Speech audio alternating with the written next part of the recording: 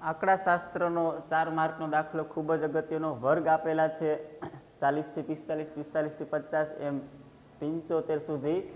વજન આપેલો છે વિદ્યાર્થીનો 2, 3, 8 વિદ્યાર્થીની સંખ્યા આપેલી છે અને આનો મધ્યસ્થ શોધો એવો પ્રશ્ન પૂછવામાં આવ્યો.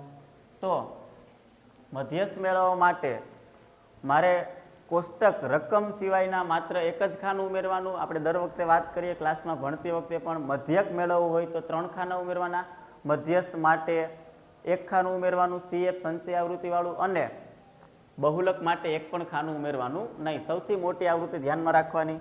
હવે CF એટલે સરવાળાવાળી આવૃત્તિ. સરવાળો કરતો જાઉં 2, 2 પછી 3 એટલે 3 ને 2 5, 5 માં 8 નાખું 13, 13 ને 6 19, 19 ને 6 25, 25 ને 3 28 અને 28 માં 2 નાખું તો ટોટલ 30. અહીં ટોટલ મળવા જોઈએ. રકમમાં લખ્યું 30 વિદ્યાર્થી, તો મને ટોટલ કેટલા થયા 30. હવે જો n બરાબર 30 હોય તો n/2 30 અડધા કેટલા થાય 15. અને 15 થી તાત્કાલિક મોટી સંચયી આવૃત્તિ કઈ આવે? 15 થી નાની 13, 15 થી તાત્કાલિક મોટી સંચયી આવૃત્તિ 19 આવે.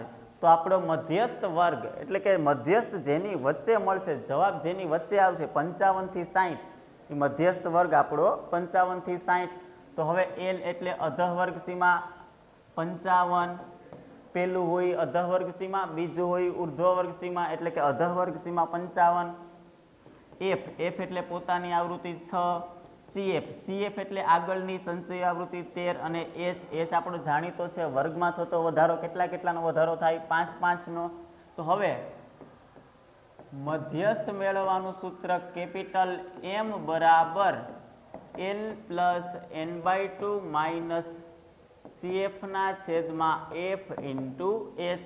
આ સૂત્રમાં આપણે કિંમત મૂકીએ તો L એટલે અધઃ વર્ગ સીમા આપણી પાસે છે 55, તો આપણે લખ્યા 55 પ્લસ n/2 એટલે 30 ના અડધા, n/2 કેટલા થાય 15, માઇનસ CF એટલે આની આગળની સંચય આવૃત્તિ 13, પોતાની આવૃત્તિ F6 અને ભાગાકારમાં H એટલે વર્ગમાં થતો વધારો કેટલાનો 5, 5 નો. હવે સાદુરૂપ આપતા 55 વત્તા 15 માંથી 13 જાય તો 2 ગુણ્યા 5, 15 માંથી 13 જાય 2 અને આ ગુણાકારમાં 5 છેદમાં ભાગાકારમાં 6, 2 તેરી 6. તો આના પછી સાદુરૂપ આપતા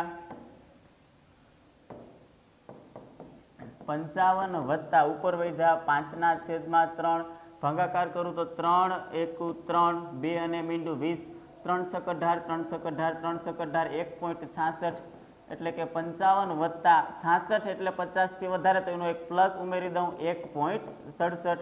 જો 50 સુધી આવે તો ઉમેરવાના નહીં, 50 થી વધી જાય તો પ્લસ 1 ઉમેરવાનો. 55 ને કેટલા થાય 56.67. આપણો મધ્યસ્થ અત્યારે મળી ગયો 56.67. જોઈ લો આખો દાખલો તમે એક વખત.